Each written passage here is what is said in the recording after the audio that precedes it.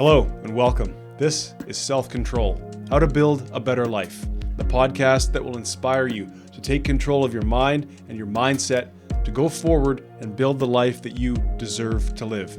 Today's episode, if you struggle with low self-confidence, I want to present one key concept and a 3-step writing process to get you started at chipping away at that low self-esteem. As we know, low self-esteem comes out in all of our thoughts and all of our actions. It's subconscious, it's sinister, but let's be frank, it eats away and it wastes our life. So if you're ready to battle against your self-esteem, to go on a journey of exploring yourself, putting yourself to the test and chipping away and ultimately getting a handle on that low self-esteem, beginning to feel good about who you are, beginning to feel ready to present yourself to the world, well, this is the episode for you. Let's go.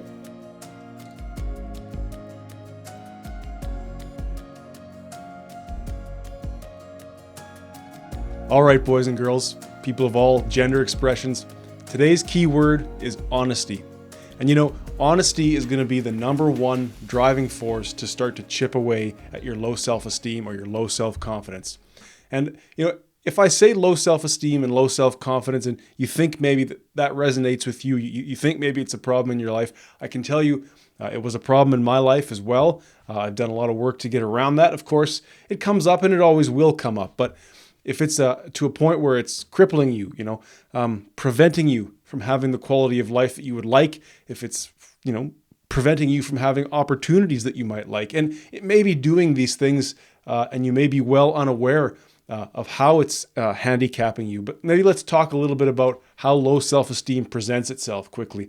And a lot of it, again, it is subconscious, it is well-worn, it is something that we become so used to that we may not be aware of how it's happening in our life. But a big one is that believing that other people are better than you.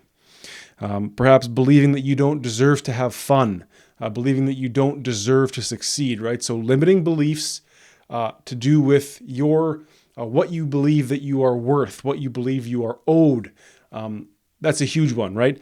As well, if you are willing to make self-deprecating jokes all the time, to sort of beat people to the punch before they can bring you down.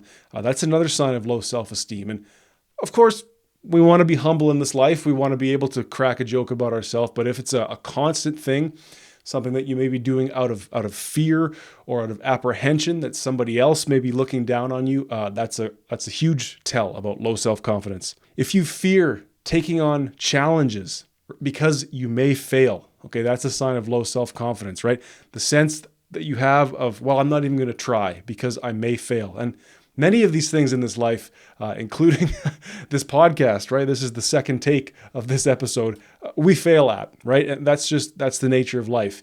But even to see things not so much as failure as learning experiences, of course, but that's a whole subject unto itself. I think if you find that you're afraid to go after the things you want, to take on the challenge, whatever it may be, starting a new relationship, starting a new job, moving out of your house and into a different location, moving across the world to live somewhere else, whatever that may be, right? Any challenge.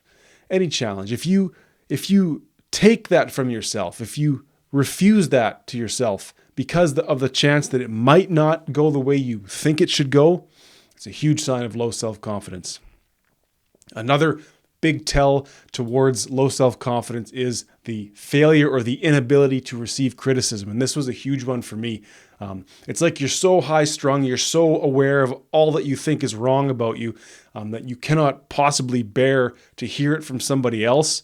And it may even be good, positive, constructive criticism. But you cannot bear to think that somebody else might actually be seeing those flaws or those negativities or those shortcomings about you. So I want to just say to you that if any of that resonated with you, we can begin to work on that with honesty and with this 3-step writing process that I'm going to unveil. And let me just say, when I was younger, I'm 33 now, when I was basically from the time I was 17, 18, possibly even a small child, low self-confidence was always an issue for me. Low self-esteem, we might say, well, he's introverted or he's quiet or he's shy, but no, I was afraid to put myself out there. I was afraid to bring my greatness to the world. And I just want to tell you that I didn't have the life that I could have had when I was younger. And I'm starting to build that life that I want to have now. But there was a lot of wasted time. And I can tell you that if low self-esteem is something that maybe you're reckoning with, just know that, it'll work itself out in time if you give it time. But it is a waste of time, right? It is something that will take away a lot of opportunity from you. And it'll truly, you'd hate to look back when you're past your prime or on your deathbed and say, well, I wasted a lot of time worrying what people would have thought of me, or I wasted a lot of time worrying that I would have failed, or I stuck myself in a situation for 10, 15, 20 years because I didn't have the guts, or I didn't have the confidence, or I didn't even know where to start to get myself out of it. Now, that's a reality for many people. It was a reality for myself, but I guess I want to be a word of encouragement to you today. I want to let you know that if you're willing to do the work on your low self-esteem, on your low self-confidence, on your poor self-image, however you want to put it, if you're willing to do that work starting today, you can have a much better life in a very short amount of time. You do not have to resign yourself to this fate. So let's talk a little bit about how exactly we're going to do that. So you're saying, oh, that's great, Patrick. You clearly understand low self-esteem. You've got me figured out. You've got me pinned. How the hell is honesty going to fix this problem? Well, let me ask you this. How often have you honestly admitted to yourself privately, through writing or just through thinking, meditation, prayer, whatever it is that you do to speak with yourself? And if you don't do that, well, we're going to talk about that. How often have you honestly admitted to yourself what the problem is, the problem of low self-esteem, the problem of low self-confidence? Like if you believe that others are better than you, you believe that you don't deserve to have fun, you believe that you don't deserve to succeed, you believe that you don't deserve to have the sexual partner that you want, the family, the children, the experiences in life that you want to have. If you believe that you are not worthy of those things, if you're willing to be the butt of a joke or make a self-deprecating joke about yourself, you fear taking challenges because you might fail, and if you're unable to take criticism, how often have you honestly reckoned with the fact that that's true? Like, how about this?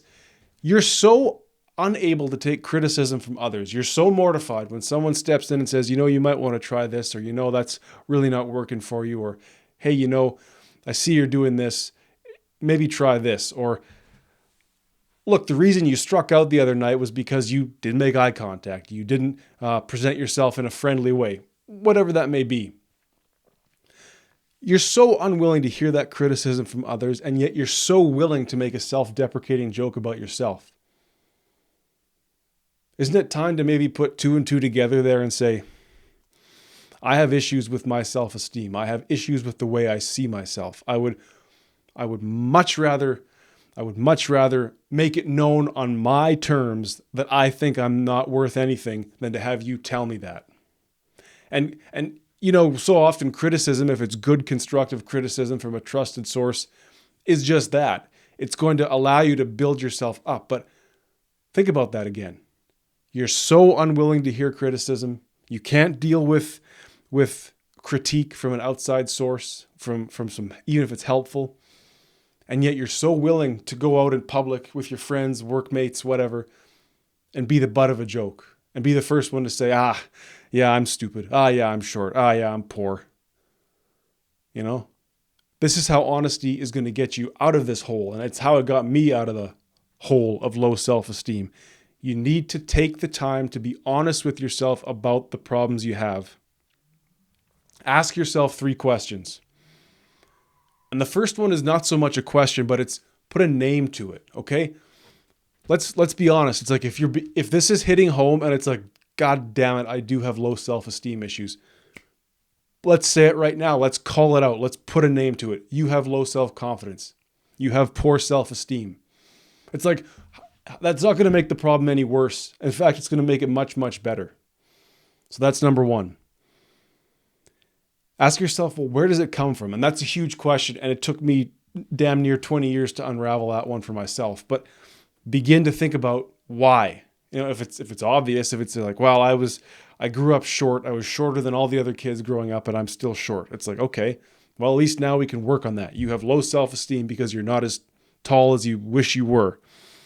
Now, how far back can we trace it? Like I said, for me, my issues with low self-esteem began probably from the age of 3 or 4 years old. And I don't want to get too into exactly why, but I can trace it all the way back and all the way through my life at different spots. How I went into junior high school, how I dealt with puberty, and how I, slowly, but not even surely, how I slowly began to relate to the opposite sex, how I held back in career opportunities, that sort of thing.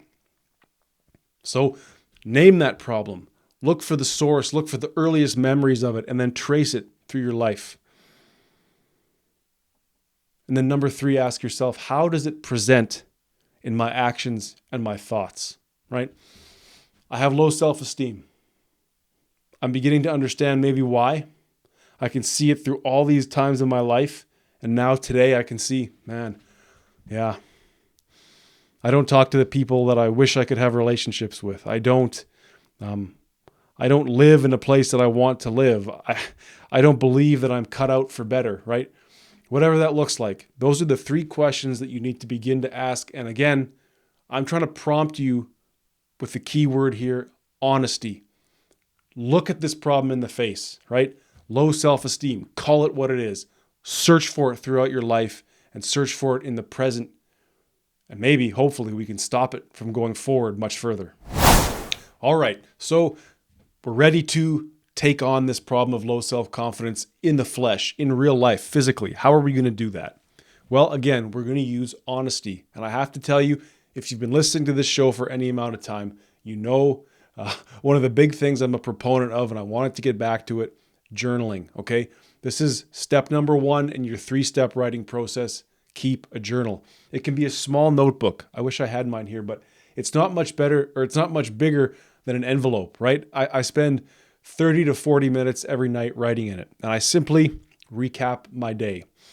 And you can go back and listen to my journaling process. I want to talk about your journaling process.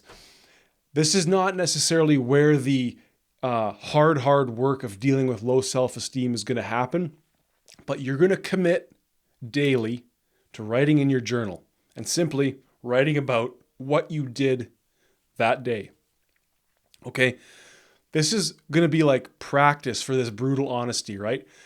If honesty doesn't come easy to you, and especially we're now cracking into a major problem of the self, of the ego, something that may be a problem as old as you are, right? I don't expect that you're going to just sit down in your journal and come up with the answer tomorrow, but journaling daily is where we practice honesty, right? Because again, no one's going to read your journal unless you want them to, right? Keep it safe. If there's untrustworthy people around, siblings or nosy parents or whatever that looks like, the journal, you sit down, take a moment, half an hour, just to write a page about what did you do today. And if you want some prompts, here are some journaling prompts. I always start with, how did I sleep, right? So how'd you sleep?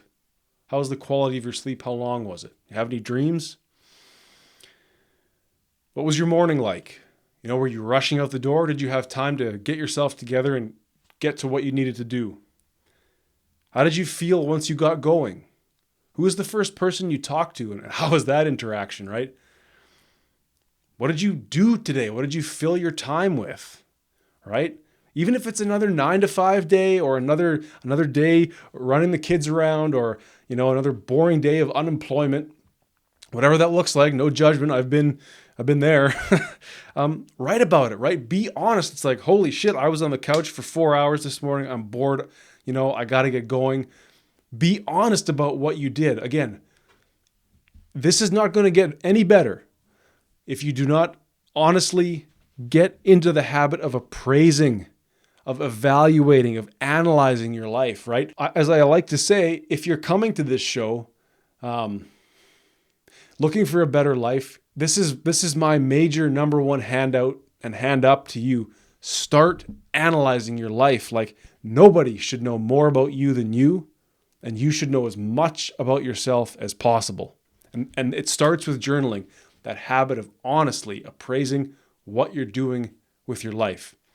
Now, if you'd like some more prompts, what did you eat? Did you drink a lot? Did you smoke? How are your habits? How is your intake? Did you shit today? And I'm serious about that, by the way. Practice that brutal honesty. Practice getting into the messiness of life, the what it is to be human, what it feels like to be a living, breathing, squelching, watery organism. What does it feel like? What are you doing? What are you doing right? What are you doing wrong? Where are you failing? Right? I can't tell you what it is to be you, but I can tell you, if you're looking for a better life, it's time to get honest, and it's time to start appraising what you're doing with your time and how you feel as you do these things. Because the nervous system, the heart, all these things, we know on an intuitive level how we feel, right? But it's time to really dig in and bring those words to life for yourself to observe. Don't just live your life. Dig in and actively engage with your life. Okay, so part 2 of this writing process requires a second notebook. So I know you're gonna now have journals and notebooks and whiteboards, and you'll be like me one day where your whole damn life is spread out in pages across the house. But I can tell you it has made my life a far, far better life to live. So get yourself a second notebook. And in this notebook, you can write once a week. And we'll talk about right now, what is it that you need to be writing in this second notebook? So this second notebook is a place where you get away from the day-to-day of the journaling, and you kind of, this is where you want to go in on the problem of low self-esteem in earnest, in honesty, right? Like, we've practiced being honest in the journal all week or all month. Now we're going to sit down and, for added bonus, reread a couple of weeks from your journal, and you'll be blown away at the observations you've made and how you can then use that to begin to write out in longer form in this other notebook solutions, right? And not even solutions, but just realizations. It's like, man, every day I had a crappy conversation with somebody where they just talked over me and I didn't get 2 cents in. Or, what does low self-confidence look like on a day-to-day basis? It's like, yet again, in yet another meeting, I had a great idea and I didn't speak up. Or yet again, I was out with some friends. I saw a beautiful person that I wanted to approach, to have a conversation with, to maybe have a drink with, and I didn't believe I could do it, so I didn't do it. If you have been honest in your journal and you read it through, you can now begin to identify patterns, right? Habits. Where does that low self-esteem manifest itself in your life? And there's no magic formula for writing in this second notebook. It's like jazz, right? It's just free form. It's just like, just write what comes to mind. And if you've been reading your journal, you'll have a sense of what's bothering you, what's not working, and where you need to go. I guess I would just say there is no problem, or there is no magic formula for writing in the second notebook, but if you're someone with low self-esteem and you have no problem laughing at yourself for others' benefit, ask yourself this: do you want to be a joke for the rest of your life? As I said, the journal is where the day-to-day happens. In this second notebook is where the process is going to happen, right? You're now going to become aware of how your low self-esteem, how your low self-confidence manifests in your life, how it shows up in your life, what you're doing, what you're thinking that shows that low self-confidence. And you're going to become aware of, like, look, it's sinister, right? Like, it informs everything you think and do in some respects.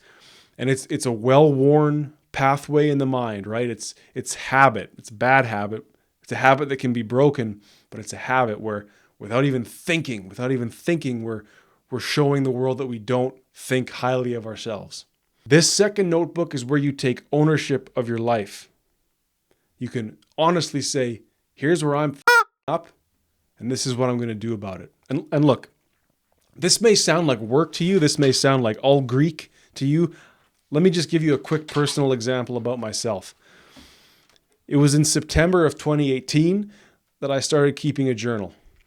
Within a few months, I realized that I had major issues with marijuana use and pornography addiction. My energy was in the toilet. I was going to sleep after almost every meal. Within a few months of starting that journal, let's say maybe 6 to 9 months, I started to work on the marijuana and the pornography addiction, right? I was able to daily note the fact that I had major energy problems, and I was keeping track of how much porn I was using, how often I was, what goes on when you watch pornography, and how often I was using marijuana. I was looking back through these old notebooks this morning to get ready for this podcast, and when I look at my handwriting and just the things I was bothering to write down in those days before I even journaled, it was so obvious that this was a scrambled, unfocused, unaware, unengaged mind. And then the journaling started, and you can see the change in my other notebook, right? So day to day I'm journaling, and then every so often I'm going back to the second notebook,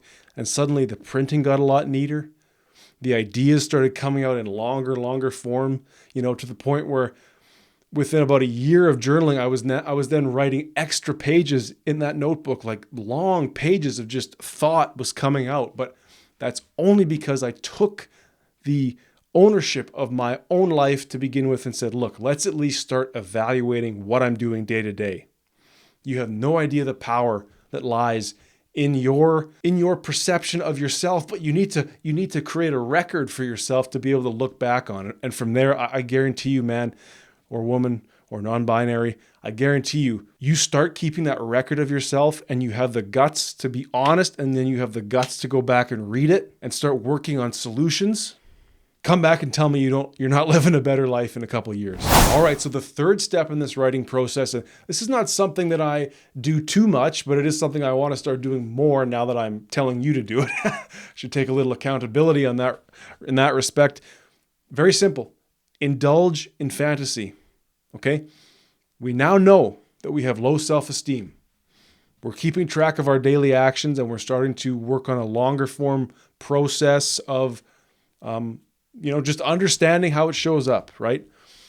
Let's now indulge in a fantasy world, and you can do it in this same second notebook.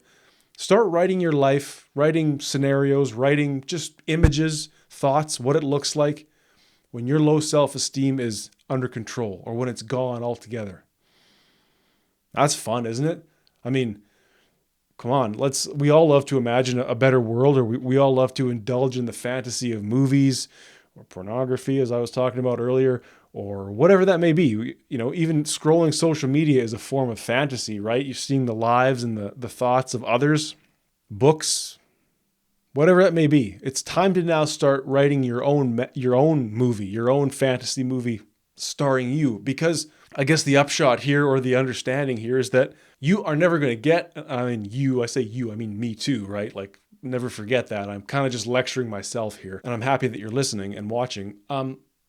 You're never, and I'm never going to get to where I want to be if I don't envision what it's going to look like, right?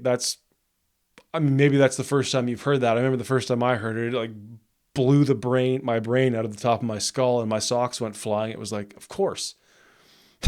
Right? Like, there's no way in hell I'm going to be a person with confidence if I don't think about what a person with confidence would look like, if I don't think about what me with confidence would look like.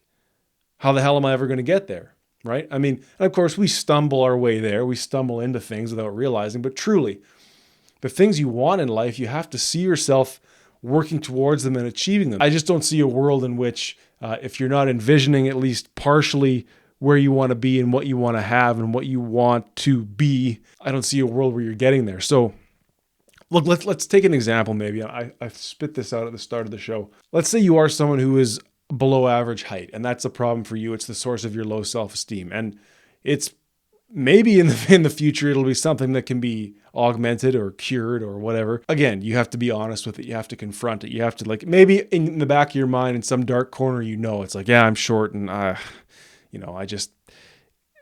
it informs all of my self-hate, because I'm looking up at everybody all the time, and there's less of me, or whatever that looks like. Imagine a world, first of all, like utopia, where you're 8 feet tall and crushing everybody. Okay, that's not going to happen. But what does it look like then in the best of all possible worlds, where you are who you are, but it's not a problem? Okay. I would think because, a lot of my self-confidence issue was tied to physical and body dysmorphia issues. You have to show people that who you are is not a problem to you. That to me would be the perfect world, right? It's like, because that's the root of low self-confidence is like, we can all see that you don't think very highly of yourself, so why the hell should we? Construct that fantasy. What does it look like? What does that world look like where, the problems that have contributed to your low self-esteem are not a problem to you anymore? And it may feel like, well, that's just doing heroin, right? Like it's impossible. It's never going to happen. I'm just indulging myself. Go ahead and indulge, right? You've been doing the hard work of journaling. You've been doing the hard work of analyzing where that low self-esteem exists in your life. Now is time to imagine a world where it's no longer a problem, where you've won the battle. Wouldn't that be fun? Because from there, you'll understand that, well, that's the issue, isn't it? It's like the problem I have is with me. But what if I no longer had that problem with me? I mean, it's me and me. We don't have to have a problem. It's going to take a long time to get there, but damn. People need to understand that the problem I have with myself is no longer a problem. And not only that is I don't have to compare myself to others. I think that might be a template for the fantasy and for the resolution that you might be looking for. The problems I have with myself do not need to be evident to others, so I can behave confidently. I can behave in a way where it's like, yeah, I'm working on myself. That gives me pride. I don't have to mope around. And I don't have to compare myself to others, right? The shortcomings I see in myself are not a result of who you are. They're things that I told myself about myself, and I'm going to stop telling myself those things. And I guess I'd offer one last thing here in this fantasy world. If you're afraid of the so-called crab bucket phenomenon where, someone starts succeeding and other people try and drag them down, that's apparently a phenomenon where you have a bunch of crabs in a bucket full of water, and if one of them gets the guts to crawl out of the bucket, the rest of them pull that crab back down, right? And we see that all the time.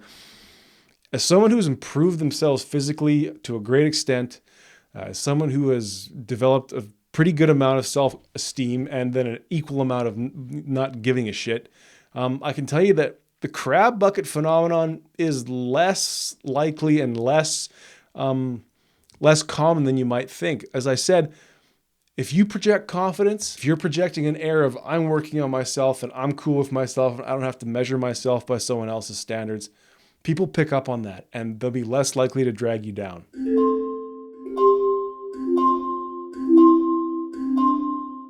Okay, so that's the 3-step writing process. That went long, but I'll recap it quickly for you. Keep that daily journal. Be brutally honest about what you're doing and what you're thinking every day. Physiological processes from sleep to sex to what you're consuming, and then to how you're interacting with others, what you're thinking, what you're doing with your time. Then begin to collect a few weeks worth of journal entries and read them back, and then go to a second notebook where you're then going to begin to talk about here's where that low self-esteem shows up. And maybe, okay, here are some solutions. Here are some, at least I can anticipate, okay, I got a meeting next week. I'm going to speak up and say one thing. Something like that, right?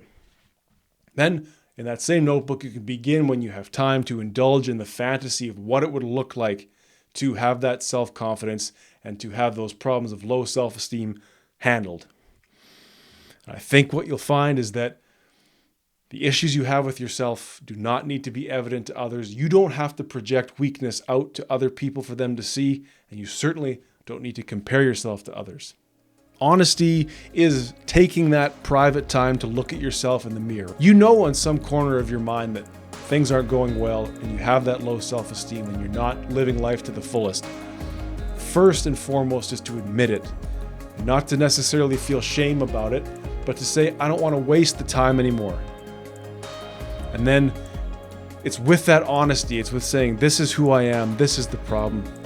You can now begin to work that mental muscle of self-awareness through writing. This requires commitment to yourself, right? And not only will this writing allow you to make that commitment to yourself and address the problem directly, give it a name, find it, and start to work on it. But by actually doing this process, you'll begin to develop self-confidence, right? So the process will alleviate the self-confidence, but the action of taking care of yourself, taking ownership of yourself, being honest with yourself and saying, I'm going to become better, that in itself will fuel a rise in self-confidence. What better way to improve your self-confidence than to take on the task of making yourself into a better person? And again, envisioning that world where things are better, where you are who you want to be, or you've made great strides. Envision that world. And that's the way that you can begin to get closer and closer to it. So finally, I'll recap it once more. Honestly write down what you're doing every day in a journal. Just take half an hour and just be honest about what you're doing.